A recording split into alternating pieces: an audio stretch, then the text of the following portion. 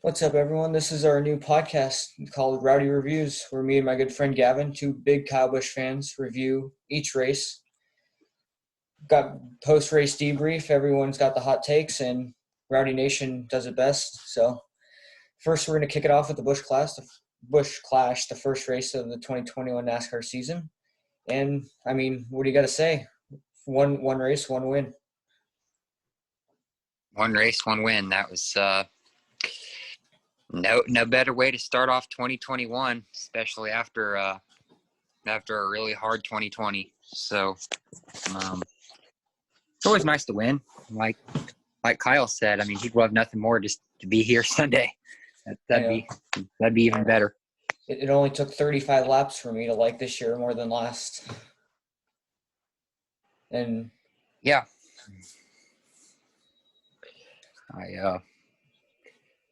I was getting kind of worried mid-race because I was hearing reports of we had a few tire rubs and whatnot, and we've had a couple. We've seen I can't really talk. We've seen a couple guys with tire problems tonight too. Yeah, that Byron incident was a freak deal. Didn't they say he? I think he ran over the pit gun. Did he? Or he ran over something. Yeah, I saw it drop off the jack, and they said it was flat. But yeah, it was a long race. The first lap, I thought everyone was going to overshoot it, and they didn't. But then Kyle gained like 7 spots off the start, and I go, here we go. Yeah, this is just what we need. Like, it was just it's funny that you mentioned that, because I was getting ready to bring up that point of I saw us like immediately. Like, it was like lap one, I saw we were up 7 spots, and I'm like, this is what we need. I mean, we've definitely got the car. We've got the driver every week, but definitely got a good car tonight. And then just started going downhill just a little bit. We just weren't moving much, and we were staying like in that same spot, like the 7th, 8th, 9th for a while. And then a couple of times we got up there to like 3rd or 4th, but couldn't do much. And then obviously what we needed to happen there at the end happened and put us in victory lane. That was great. Yeah, I noticed after he gained all those spots on the start, he was stuck behind Logano. And when I saw Logano hop the curb live, and with that damage, he was slowing him down that whole run. And then when he passed him, he gapped Logano, who had damage, and Truex behind him. So it was just a matter of getting past Logano. And then once the caution came out, all the strategies were all over the place. I didn't know where he was going to cycle through at the end. There was a few moments tonight where I reminded myself of the little monkey emoji, like the cover your eyes emoji. Yeah. Because we were in a couple close calls, or by a couple close calls there, where, like you said, the Logano incident, we were like right there behind him, and I'm like, God, if he wrecks, then we're like we wouldn't know where to go. And then they had the I think it was either the 6 or the 17 or somebody that like had went into the chicane there and like completely spun, and collected the 48, and then we were like right there too, like getting ready to hit him. I think it was Chris. Yeah, it was Chris Buescher, I think, that spun there in the chicane and then came back across the track. Yeah, the dude had his rear tires lifted off the ground the whole chicane. It was funny. Oh yeah, that's when Reddick drove through him. I thought NASCAR was going to say something like, "Oh, well, he cut half the chicane, so he's going to get a penalty," because even when they get wrecked, they've done that. I tell you, man, Reddick's become a real weapon over the past course of last year. And then that was now I remember that you mentioned that he like pushed him through the whole corner. I was like, wow. Yeah, he was running pretty well, like top 3 at the beginning of the race, but I don't know. I feel like this will be a important year for him to gain his composure. Homestead, we all knew he was going to be fast there, and he was, but the other tracks, he's got to gain confidence. Yep. So tomorrow we got Daytona 500 qualifying. what do you think's going to happen there? I mean, I just really Toyota's just always seemed to lack like in that single car qualifying there. Yeah, I feel like Hendrick's going to take the top I spot. Yeah, like usual. Yeah. I feel like Gibbs will be somewhere like between 10th and 20th.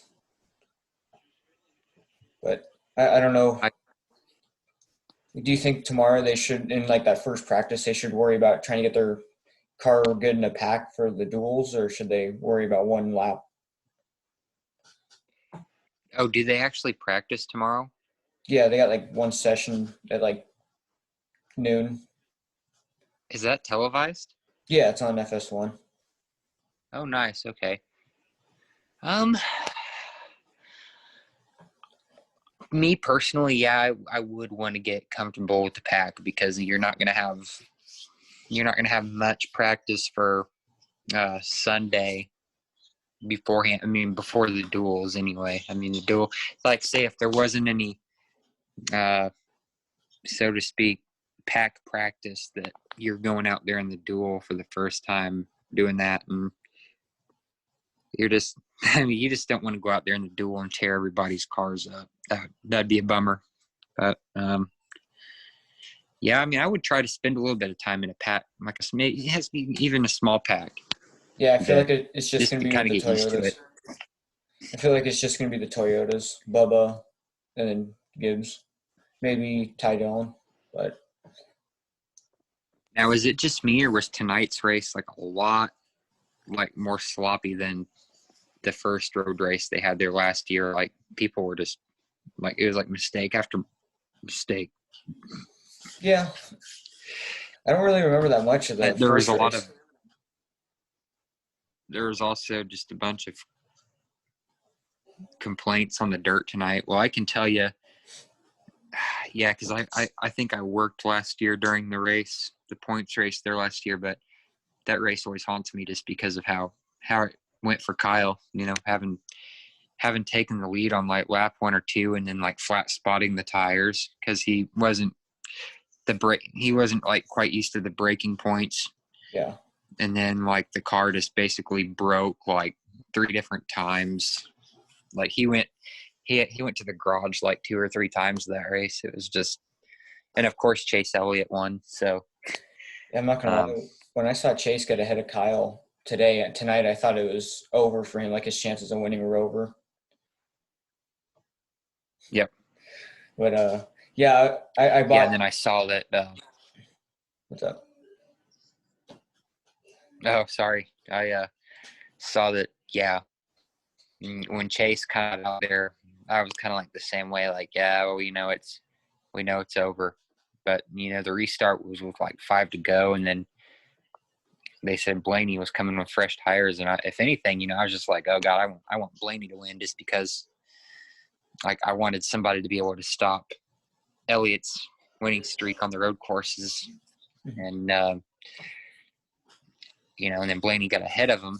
I'm like, okay, yeah, this is, I'll be cool with Blaney winning, and then like the way the whole last, like the last lap or the last half a lap went, I'm like, okay, now if they can stay side by side like this, and then enter this chicane side by side, somebody's getting wrecked, and then Kyle's going to be right there to pass through and take it. And that's exactly what happened. I'm like, that's like, I called every bit of that. Yeah, I was listening to Kyle's radio, and when they crossed the white flag, it's like I thought Blaney was gonna pull away because he was getting the drive off, but then Trace was really catching him on the braking zones, and coming out of that back straightaway chicane, I saw he was right behind him, and I was hoping he would dive into it. And once I saw they were side by side, I knew they were going to make contact. I saw Blaney start spinning, and I was like, he needs to like stop right in front of Chase where he's spinning, so Kyle can still drive past him. Like if Blaney just spun, Chase could still get by, but he slowed him up just enough where Kyle could get past. Like, and he did a good job, getting past that, because at first, I wasn't like yeah, it was exciting, but at the same time, I'm like, well, if something were to happen like that too, what if there's like so much smoke that Kyle's not going to be able to see to get through, or you know what I mean? But mean, yeah, it was just like the Roval, what, 2 or 3 years ago, Yeah. 2018. Yeah, I had front row seats to that one. That was a wild race. Yeah. Blaney won by that and lost by it tonight. Yep. I'm not gonna lie. When I saw them go toward the finish line, I thought Chase was like gonna block Kyle or like shove him into the grass. I don't know if you watched the truck race, the truck Daytona road course. Friesen blocked Eckes to the grass and wrecked him just for like a 10th place finish. And I thought that's what Chase was gonna do there. Oh yeah. I do remember it now.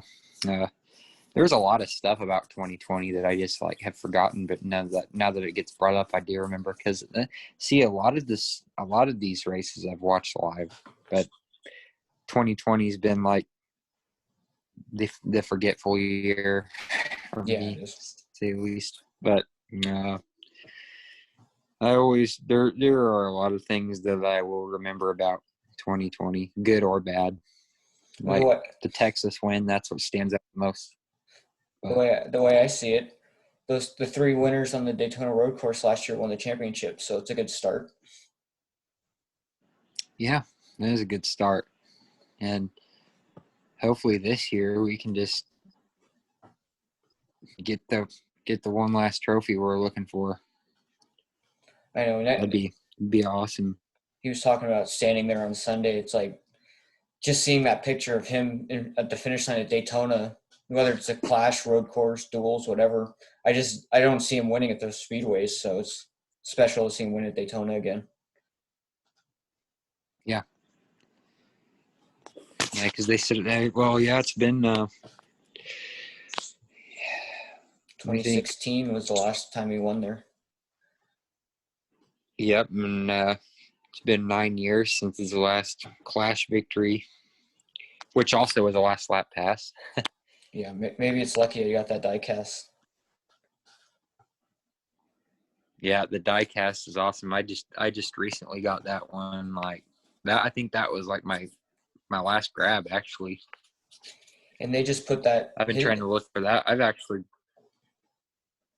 been trying to look for that one for a long time. I've been trying to look for that one since it came out because they that was one that they sold out of like through Lionel like immediately. Was the bed shootout? Yeah, and they just put tonight's one up for pre-order already. I hope that one gets made. Yeah, me too. I think I'm gonna go ahead and pre-order through Circle B. And yeah, I'll be on the lookout for a. I don't know. See, I don't know if they did it for the winter last year or not, but Yeah, I think I told you that I Eric Jones's. Remember the damage? I collect. What else was it? I told you I collected too. Oh, the race win T-shirts. Yeah, I wonder if they're gonna make one for this race or not. M&M's brand. I would think so.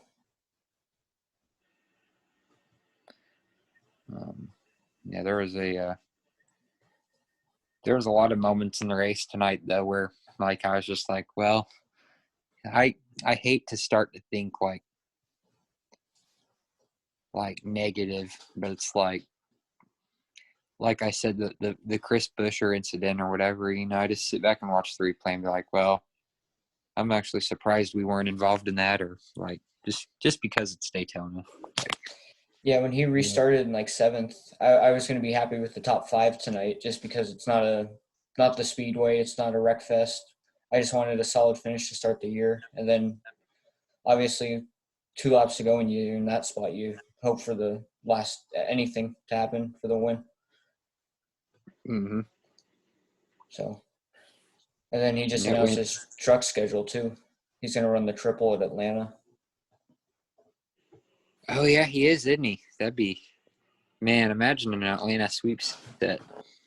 Yeah, the truck and Xfinity he can do that cup race. I was picturing him to run worse than he did last year. He got like second, I think. So if he could do that again, Yeah, the Harvick. yeah. Man, if only Harvick could have retired this year. I'm not gonna Yeah. lie. As a Kyle fan, it was nice to see Harvick and Logano have their struggles tonight. Yes, because Harvick's never really been a road course guy, and he like went like, he wrecked like 2 or 3 different times, didn't he? Yeah. When he wrecked in the infield, I thought he They was were going to all on plow his into the own. wall. I tell you what, that poor Truex had a rough night, didn't he? Yeah. Was up there leading, and then I think when the he was leading, and then he went through the Chicane. he went through the chicane and got that penalty. Went all the way to the back. Then he came all the way back up front, took the lead, and then hit that patch of dirt and then wrecked. On the Kyle spotter, though, like cautions out, like the wreck was in front of him, and they cut away right as they got past the chicane. And like somebody just wrecked it, and they showed Truex. And wow. Yep, and it was. He's got to be the favorite in 2 weeks. What's that? He's got to be the favorite for that road course in 2 weeks after the 500. Who, Truex? Yeah, he drove through the field twice.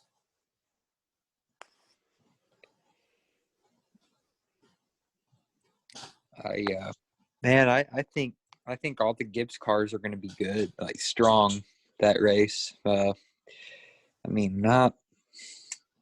really don't know what. I really personally don't know how Bell's going to do on the road courses, but he's definitely got the equipment now. So, I mean, not I don't know about most of them, but Road America, I think he'll do good. He won that Xfinity race in 2019. yeah, and he's one of the ones I'm most excited to watch this year too. Besides Kyle, Kyle's always my number one every year to watch, but sometimes watching those kids come up, I always had to pick one to watch. But Yeah. Bell's going to be my favorite rookie, or not rookie, but he still has yet to win in the Cup Series. So that's kind of what I mean. And I feel like he's going to get his first Cup win this season, I feel. Yeah, I've been a fan of his since he was a rookie in trucks, and I always said he's gonna be my favorite when Kyle retires. But the longer Kyle stays, it's like, damn, Bell's gonna be halfway through his career when Kyle retires. So just got to keep looking. He's been improving every year and dominating Xfinity. He had some good runs in that 95 last year.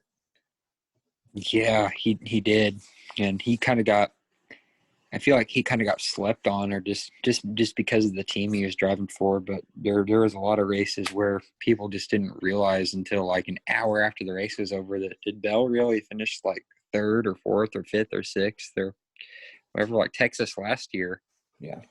He finished like third, didn't he? Yeah, he did.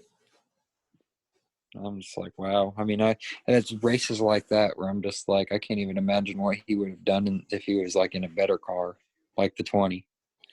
Yeah, he was catching Truex last year at that Texas race, and I was like, Bell, stay away, because I knew Truex, that was all he had to catch Kyle, and Bell was coming on strong. I'm like, don't pass him.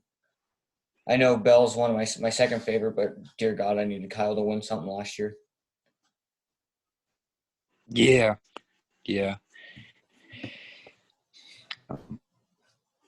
now we go on to the 500, the That big was one. so unpredictable, though.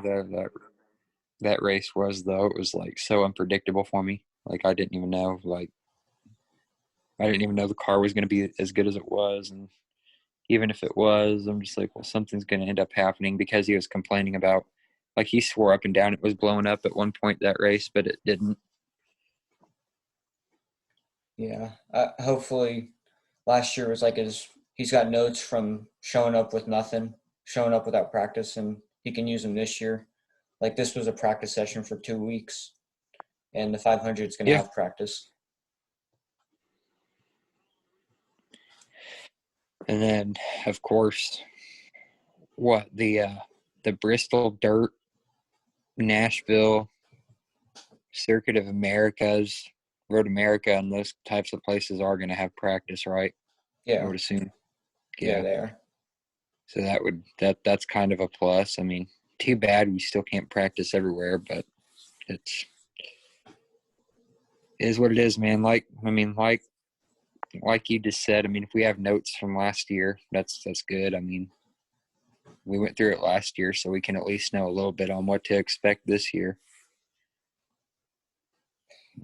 Yeah, I noticed. I was expecting Kyle to kind of lose his head a couple times tonight with the new crew chief, but he just kind of seemed calm. Like the car was good, the temps were fine, and his crew chief kind of let him decide on the judgment calls to make. And there's some were really edgy, like that last caution, he could have stayed out. And when his crew chief said how many guys had tires behind him, he's like, "Damn, this is a tough one." And then he made the call, and I just feel like it's a good start for chemistry. Yeah. Like apparently, I didn't realize until the off season that B Shore was Burton's crew chief. Leading a rookie to four wins is pretty special. So I think I must have mistaken Bishore with somebody else then, because if he was Burton's crew chief last year, then who was crew chief in the 54 last year? I don't know. Do you even remember? Not sure. Because at first I'm just like, great, we're getting the guy that literally lost us like half the Xfinity races last year. But Yeah, no, he I mean, whoever was crew chief in last year though was horrible, because I mean that especially that Phoenix race where like you're supposed to be making the calls. I mean, well, if the driver is in a spot where he can make a call, like tonight, I mean, if you're in a spot where you know, like for sure you can make a call, then go ahead and make it. But like if you're at a point in a race, dude, where you just need your crew chief to make the call, then you need to grow some balls and make the call. You know what I mean? Don't sit here and ask your driver, well, what should we do? You know, I mean, it's like, and then he brought him down pit road and made a horrible adjustment. I mean, it just went the complete opposite direction, and that's when he got passed by Brandon Jones and Burton at Phoenix because the car was so bad. But I don't know yeah. who was crew chief in that race. I know B Shore was the crew chief in 2019 when Kyle won 4 Xfinity races, but today under caution, Kyle, he asked Kyle how the car was, and he said it was pretty good. So they were going to think of some adjustments to make, and Kyle said, "No, just leave it alone." And I remember last year, I love Adam Stevens, but there were some times where Kyle said the car was feeling pretty good, and he'd make an adjustment, and it would just it would take it south, and he'd lose the speed, the grip.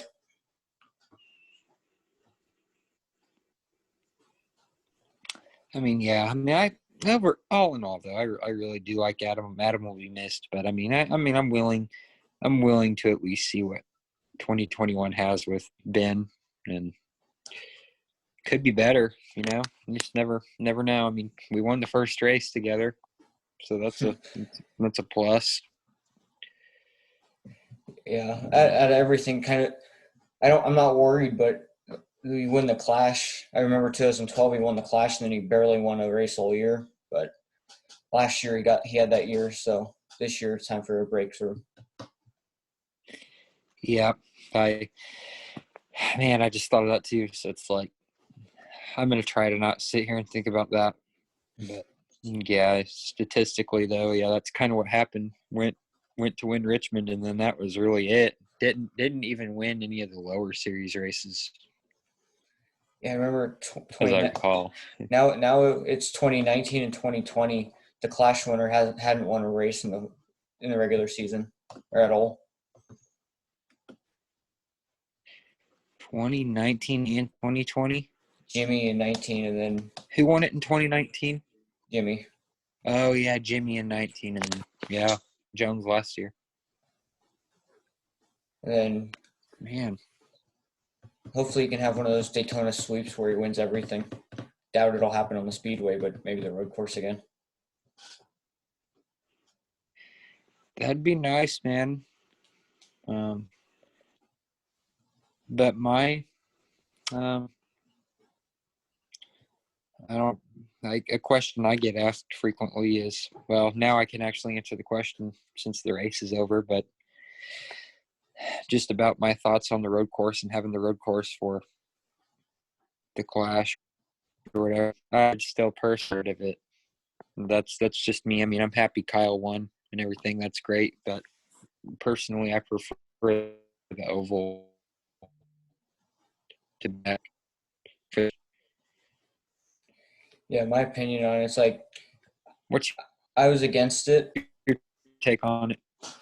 I was against it. I thought tonight's race was pretty good, eventful. Do I think it's gonna be like that every year? No. I liked they used tonight as like they used the Clash as like a test session.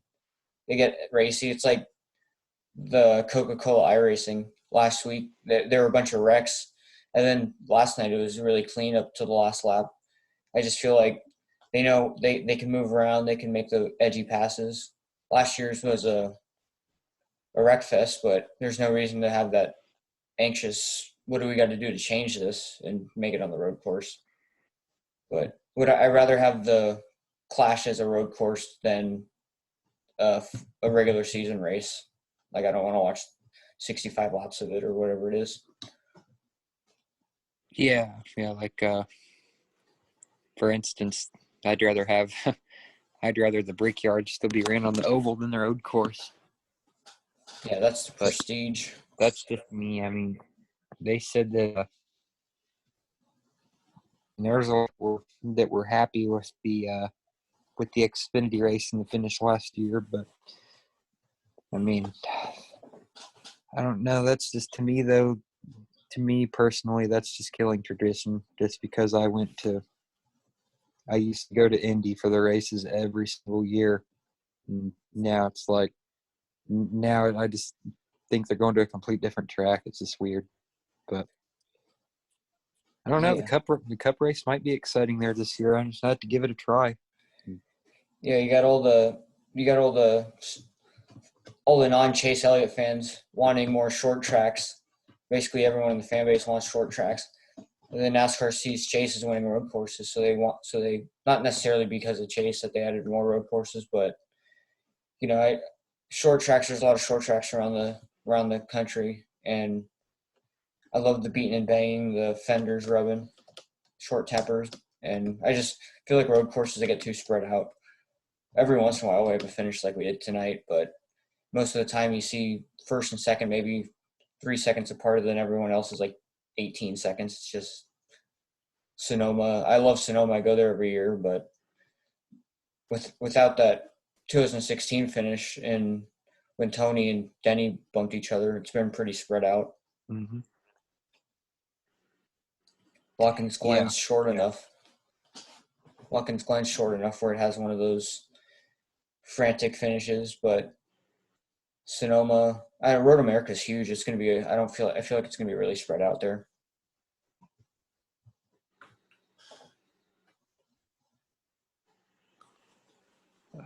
Circuit of Americas is pretty big too. Yeah, it'd be cool if they Well, had.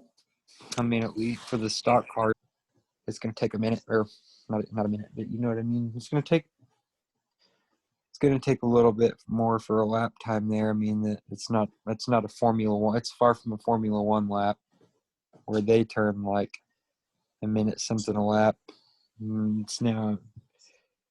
I mean, I just these kinds of races aren't really. I mean, these cars aren't really built for these kinds of races. You know, like I mean, I even listened to Kyle's uh, his press conference. Uh,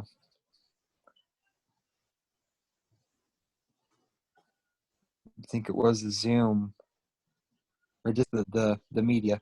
I don't know if you've seen it, the half-hour video, just of everybody asking him questions. But somebody had asked him about the Bristol dirt race, and he said, "Well, maybe I'd be a little bit more excited if we were actually bringing a legit dirt car Yeah, here to run, and it's not. These Cup cars aren't built for the dirt." Um, And I really don't even think the Cup cars are built for road courses really because they're so heavy. Everyone was complaining about the little bit of dirt they had on their windshield tonight. They're in for a rough show in the end of March. That's what I'm saying too. And then that was like one of the reasons for one of the cautions was because of the dirt. I'm just like, man, are we gonna run like, I don't know how many laps the Bristol dirt's gonna be, but I'm like, are we gonna run like 200 caution laps then if people are complaining about dirt? Because this is what we're gonna be in for in March. Yeah, everything's Yeah. this week's been pretty great. In Supercross, my favorite, Ken Roxon's won 3 in a row. Hamilton finally got that contract done on the other night, and now Kyle wins the first NASCAR event of the year.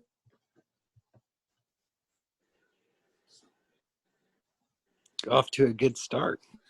I was waiting for that Hamilton contract forever, and I woke up one morning and they were making a joke about George Russell replacing him, and then somebody said, "Well, that aged well." And then I went on Twitter and saw Hamilton sign, and I go, "Wow, finally!"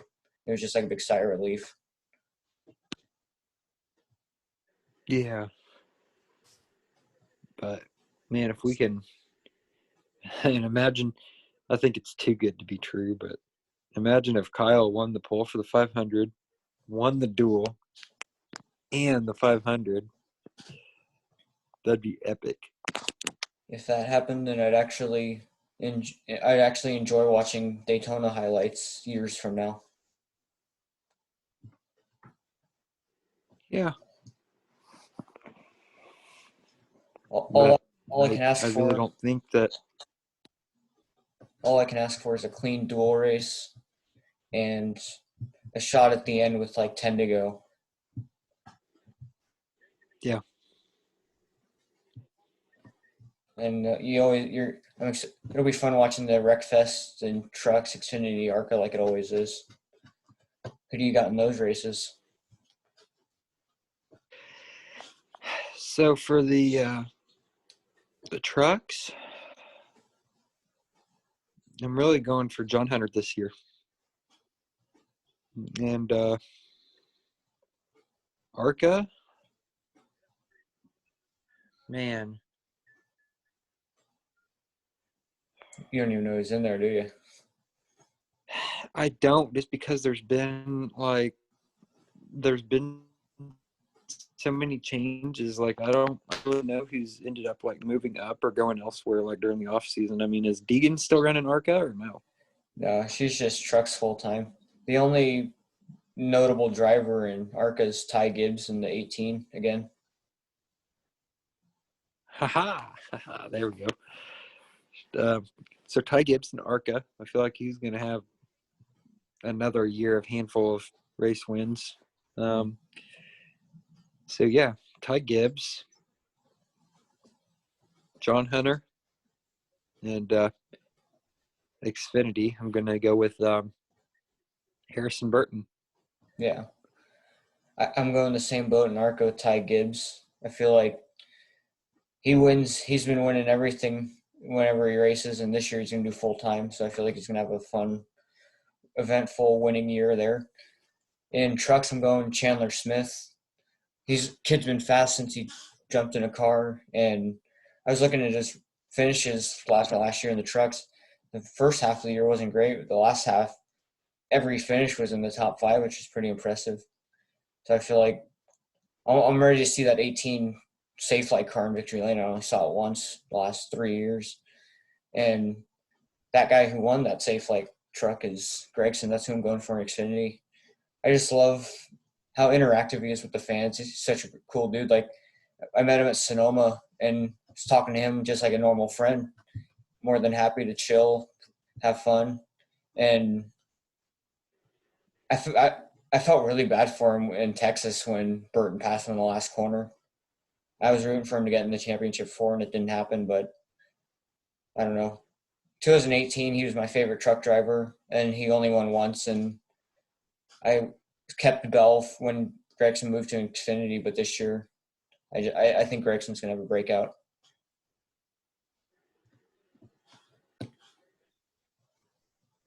And then Cup, obviously, we're both Kyle.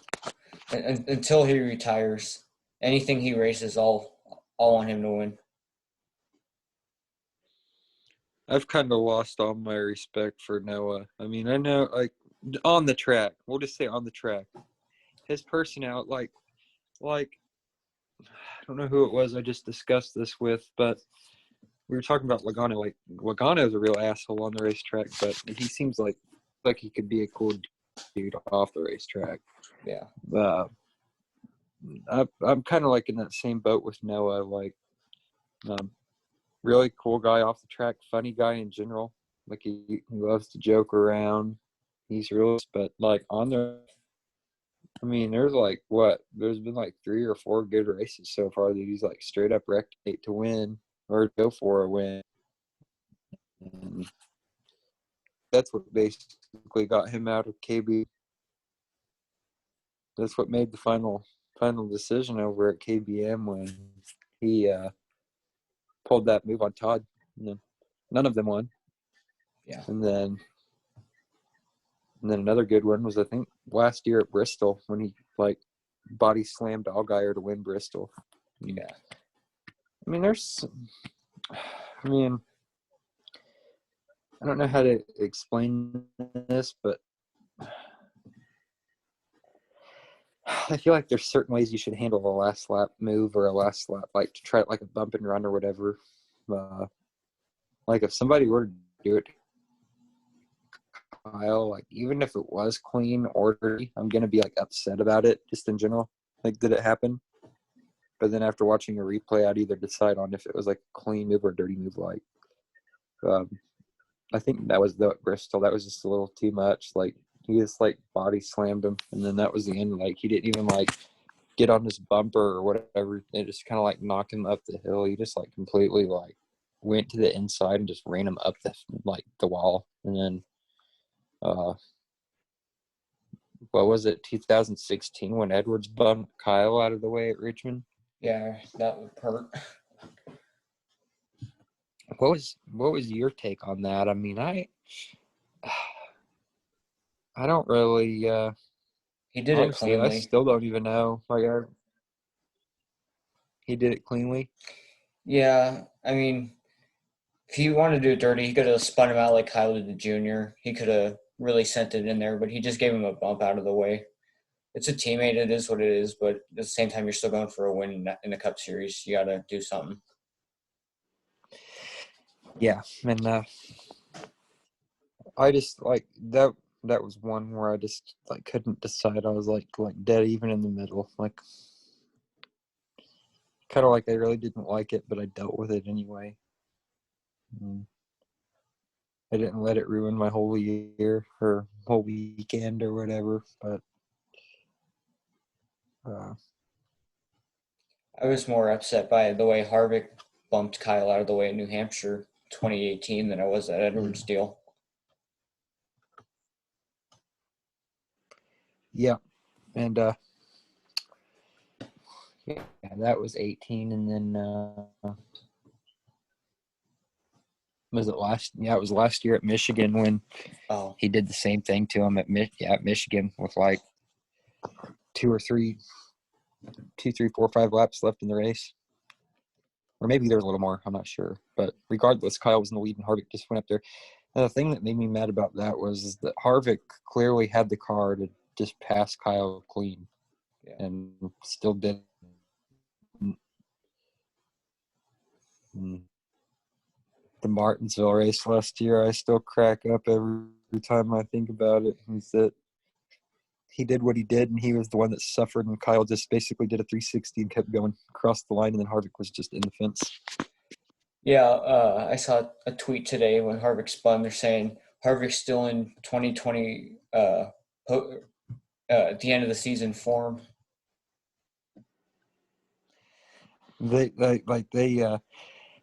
I saw something was coming though, because they like it was like the point of the race too, where like they were starting to think about like nothing but points, because Yeah, that was like literally who that was like when they found out who was going to the championship after Martinsville, right?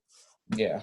And then yeah, so like it was like 20 laps to go and they were just like talking points. That was it. Like points were on the line. And they were like they showed Harvick's like telemetry and onboard camera like the last 20 laps, and he could hear like spotter and crew chief audio and all that, and like we're just giving him updates like who needed to pass or whatever, and it was like the only car he needed to pass us because we were in front of him like that whole run almost. And At that point. our car was kind of starting to fall off, and he was yeah, we were at the point two of the run where like the car was getting ready to fall off, and Harvick was actually getting better lap time wise and was closing in on us and stuff. And I'm just like, well, and then they were just like getting on the radio, like with him just saying, okay, like you literally have to pass the 18 to move on.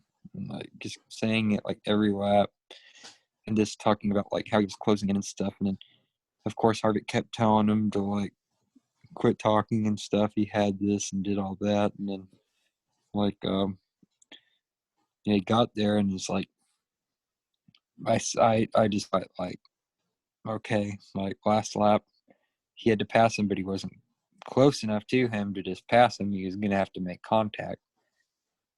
But then when they entered three, he was like on Kyle's bumper, but didn't like tap him out of the way. I felt like he was like in the middle of like trying to think about how to do it. And then when it was like kind of one of the things where like, oh, I'm going to like do it here, but I don't want to do it dirty. But then I need to do something because I'm running out of time. And then like he just like turned him because it was like too late. Like it was getting too late for him to do anything. That's why he just turned him. Yeah. But still, though, I just think it's funny how it resulted. That finish, he was gonna bump him out of the way like Logano did to Truex in 18. When Kyle took like the high line, it caught Harvick off guard. So he's like, shit, I need to do something, and then just drove straight out of four. Tried to get Kyle, but with how hard that angle was, it made Harvick's car just jump out from him. And then I love how Kyle did a 360 and Harvick was just sitting there letting everyone on the lap pass. Yep. And then you got like the lights flickering at like the new Martinsville lights. They're flickering because Chase won and Harvick just sitting there in sparks. Yeah, sitting there sparking, and the disco lights were just beating off the car. But yeah, that was great. Yeah, then tonight when Chase goes, I don't mean to wreck anyone. I'm gonna go for it on the last lap. He goes, I never try to wreck anyone intentionally. Like he goes, there's some guys I wouldn't mind if that happened to. Right when he said that, I knew he was talking about Logano. Yeah. Like when he said there's some guys I absolutely wouldn't mind doing it to. Yeah. And people were bringing up Denny. It's like, what? Oh, yeah. It's like it's been so long. I forgot Denny was a thing. Yeah. And it's like, then Blaney's opinion on it really wasn't like, he didn't have a whole lot to say, did he? It was just like, I mean, I could see the frustration, but he didn't go into like, I mean, that's one thing where like I'm not gonna expect payback because they're like good buddies. Yeah, because they're friends. Like I wanted that half of me wanted that conversation to go well, like fist bump after, and the other half wanted me to see some type of tossing or like splat hitting him with a water bottle, like like what Bubba did to Bowman or something, or other ways Yeah. around. I want to see something like that, but at the same time, they're two like the nicest guys in there. You knew it was going to be fine. Yeah, like I personally don't. I mean, that's one of those, and plus it's so early in the season. Like I'm not gonna expect payback at the points race. So, I mean, even like when they went over that interview, Blaney, they were like, "Well, Elliott said he didn't mean to wreck you, but clearly that's what happened." And it was like, he's like, Elliott said he didn't want that to happen or whatever. And then Blaney was like, yeah, I mean, I don't think any of us wanted that to happen. It just happened. I mean, he wasn't really like I said, you could tell this. I mean, he was frustrated, but he just kind of was like, yeah, it happened. We're going to move on, basically, like sort of attitude. I feel like he's going to be a dark horse, Blaney, at that road course race. You don't really peg Blaney as a road course racer, but he drove up through the field too. Yeah, he did, didn't he? And I think after tonight's race, I might have to stock up on some Rowdy energy. Yeah, I've still got quite a bit. What's the best flavor? Red seems like the go-to, but I want to get the variety. Yeah, have you tried it yet? Actually, I haven't. Like, it's all the way on the other coast of the country, and shipping's really a lot of money to get it out here. I haven't yet, but after tonight, I might have. I think I'm going to. Oh yeah, man, and the 500's coming up. Heck yeah, I would. But the best flavor, well, since you've never tried it, I would do the variety. Yeah. Because, I mean, it literally comes with every flavor now. But, yeah, I would get the variety pack. But overall, I think the red cherry limeade is my go-to. Like, the most. Yeah. And then I would say cotton candy. Well, how many flavors are there? I know that there the four that he started with: cotton candy, and I thought there was one more. Is there 6 or is there 8? Right now, it looks like there's, let's see, so there's the 4 he started with, the green apple, orange, strawberry lemonade, and the limeade.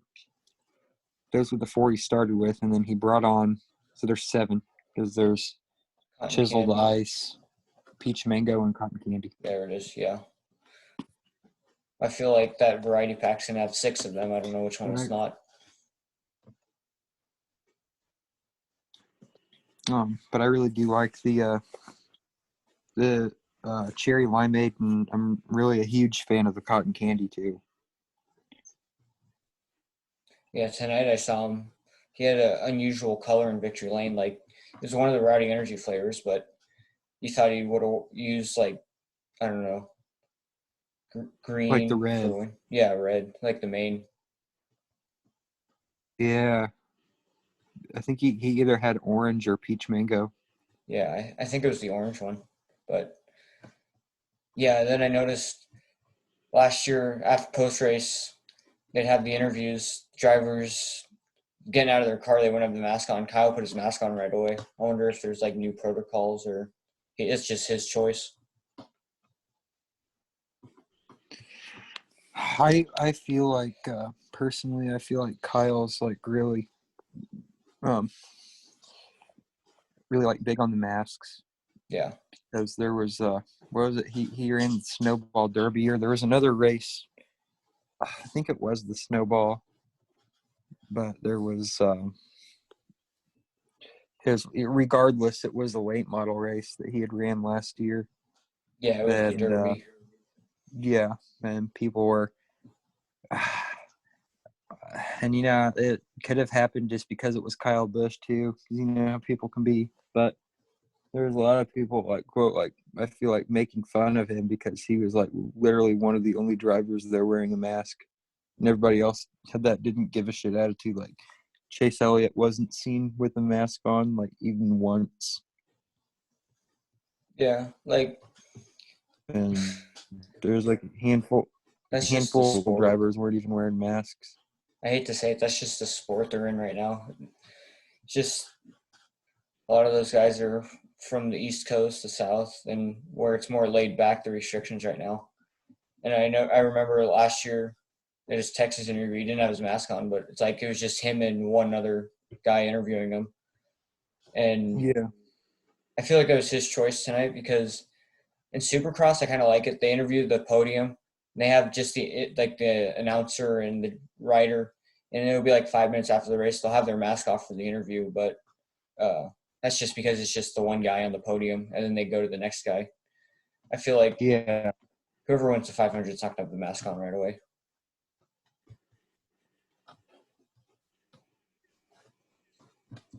But I mean, I'm pretty sure these well,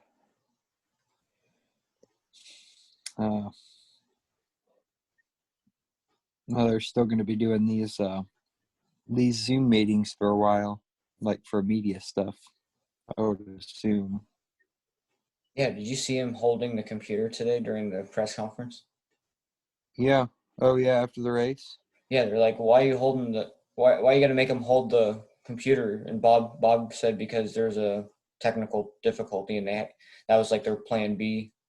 But I don't know. Bob was asking him questions, and then he was relaying them to the Zoom people. Yep, and then I think they even had him watch like some of the last lap on there too, because If they were everyone, asking him like his takes on the last lap and like how he got by him and everything like that. And he said, well, basically right here they just got together, and then yeah, that was that. and of everyone that could have been in the media center during COVID, I'm glad it's Bob. Yeah, exactly. I like Bob. And I don't know why Bob gets like partial hate from some people, but I've always liked Bob. he kind of reminds me of the guy I work with. He's like he loves his job. He follows everything he needs to do, and I feel like he's just got like that love of the sport. He's like so passionate about it that other people think he's a little too dedicated. But I don't know. I've been following him as long as I've been in NASCAR, and he's my favorite reporter. He's the most truthful. Yeah, exactly. My good tweet from him of the night was that inspection's clear and that we passed. Yep.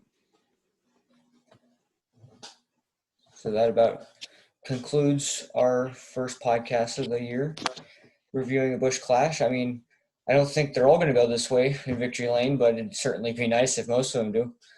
All we need is next Sunday. Yeah. I'd be happy if we could sit here and do like an hour and a half, like some podcasts like this, like at least 5 times this year. That'd be awesome. Because trust me, people, the when we do these after Kyle Busch wins, it's gonna get a little longer. So that's just Yeah, and expect his DNFs to be just the short. product of it. But, Expect his DNF yeah, podcast to be yeah. short because after he's out, I don't pay much attention to the race. I watch it, but my heart's not in it. After DNFs are just getting crashed out or whatever. Yeah.